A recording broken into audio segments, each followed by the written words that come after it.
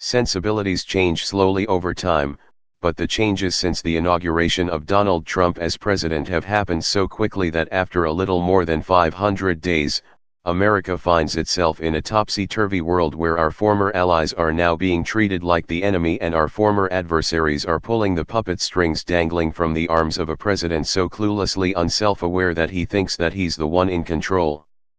With all expectations of truth, integrity, and intelligence as characteristics necessary for the person sitting in the Oval Office now seemingly abandoned, and Trump himself chanting denials like an unholy rosary as he makes grander, increasingly authoritarian claims of presidential power, Trump crossed a new line today with his unprecedented claim that the Constitution grants him the power to pardon himself for any crimes he may commit.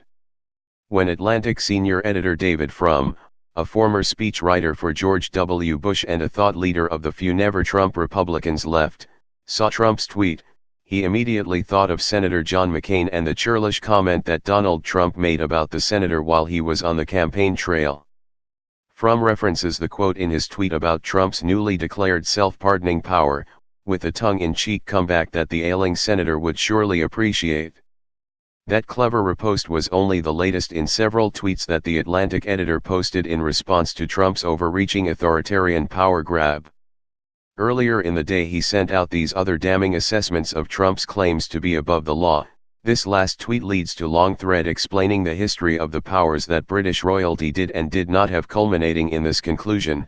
Just a reminder, this is a conservative Republican saying these things. Unfortunately, he's not a congressional Republican, who in the end are the only ones that count now that the need for impeachment has only become more clear.